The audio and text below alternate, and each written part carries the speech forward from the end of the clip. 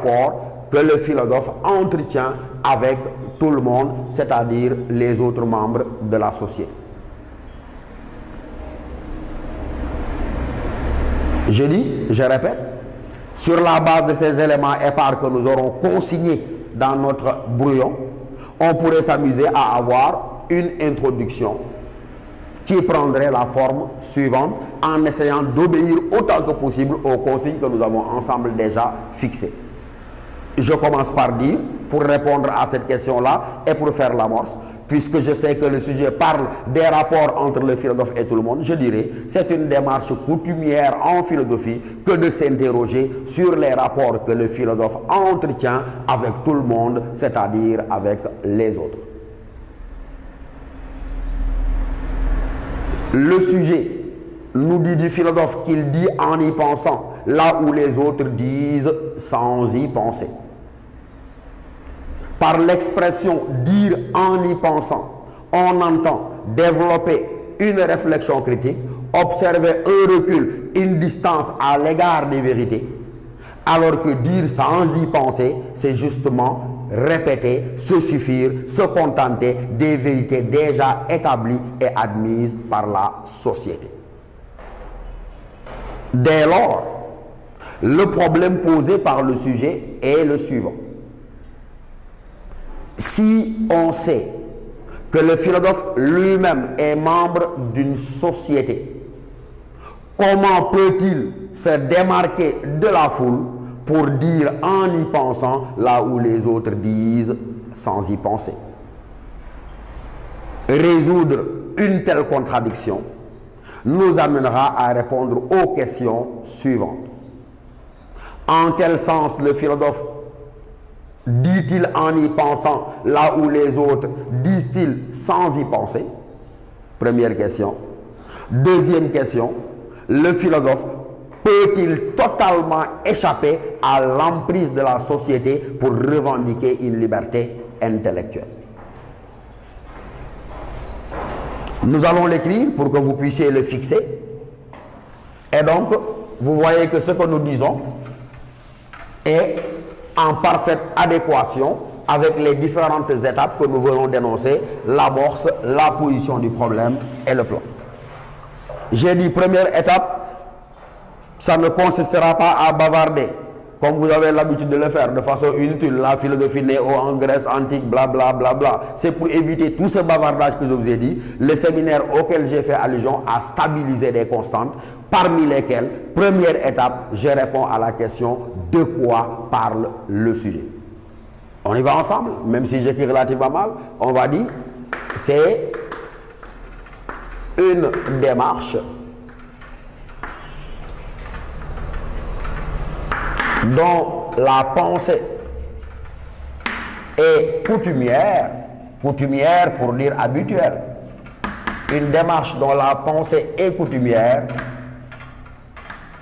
que de s'interroger sur les rapports, que de s'interroger sur les rapports entre le philosophe et tout le monde. Vous voyez, en disant ça, ben, tout le monde sait que je ne bavarde pas. Je parle des rapports entre le philosophe et tout le monde, donc j'ai dit de quoi parle le sujet.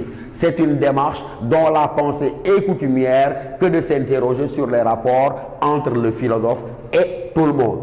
Maintenant, comme une introduction n'est pas un alignement de phrases, comme une introduction n'est pas une juxtaposition de phrases, mais un alignement de sens, je dois me débrouiller pour qu'il y ait une suite logique et rigoureuse dans l'énonciation de mon propos. Et je mets un point virgule. On dit du philosophe qu'il a la particularité de penser ce qu'il dit. On dit du philosophe qu'il a la particularité de penser ce qu'il dit,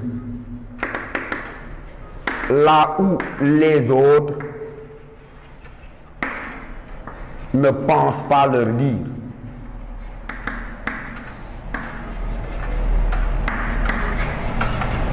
Et après ça, maintenant, qu'est-ce que je dois faire? Définir les concepts clés qui sont déjà présents dans ma première phrase.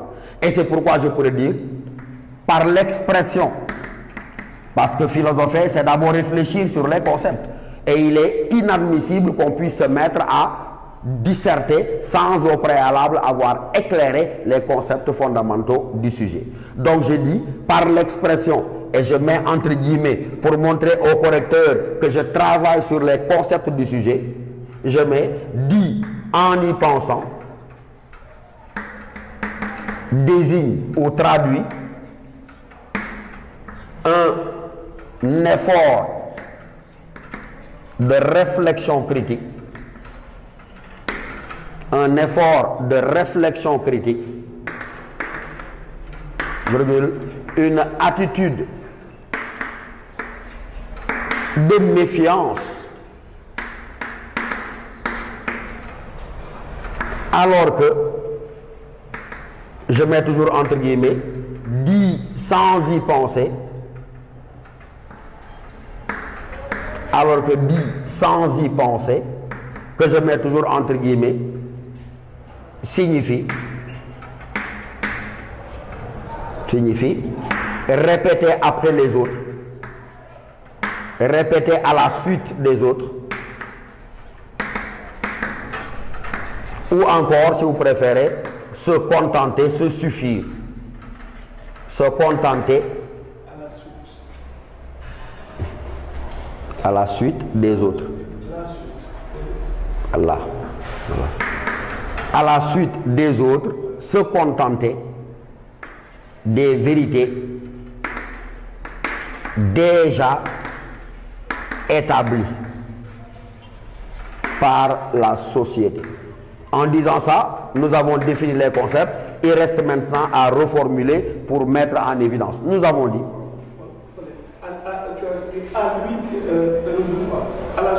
à la suite, voilà. Voilà, c'est vrai. Ok. Ok. À la suite des autres, se contenter des vérités déjà établies par la société. Reste maintenant, comme je vous ai dit, à poser le problème carrément en disant ainsi, si on sait que le philosophe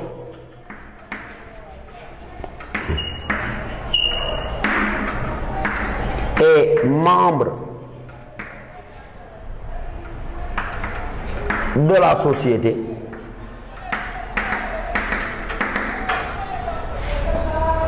comment peut-il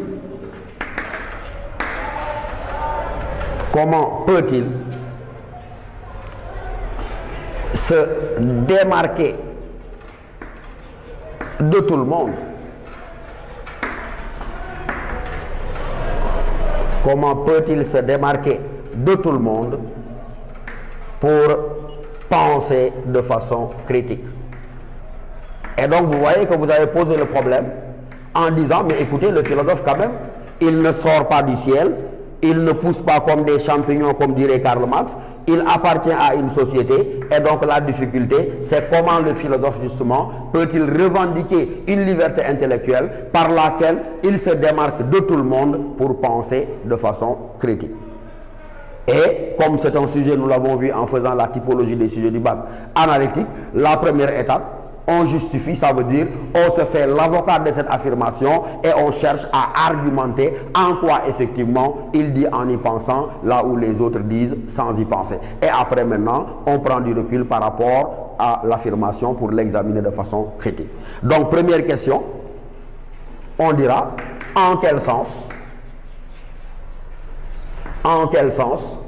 le philosophe, excusez-moi d'abréger, en quel sens le philosophe dit-il en y pensant pendant que les autres disent sans y penser. Donc là, c'est presque une reprise du sujet mais sous une forme interrogative. Donc, en quel sens le philosophe dit-il en y pensant pendant que les autres disent sans y penser? Et la deuxième question, par laquelle vous jetez un regard critique, vous dites, cette liberté intellectuelle du philosophe, cette liberté intellectuelle du philosophe, revendiquée par le philosophe, est-elle pleine et entière? Autrement dit, le philosophe peut-il être totalement libre à l'égard de sa société, pleine et entière? Et donc, vous voyez le piège, chers élèves, face à ce type de sujet, qui comporte toujours deux aspects. Je dis le piège absolu dans lequel il ne faut pas tomber, c'est de penser que première partie de développement, le philosophe dit en y pensant, deuxième partie de développement, tout le monde dit sans y penser, c'est faux, ce serait grave.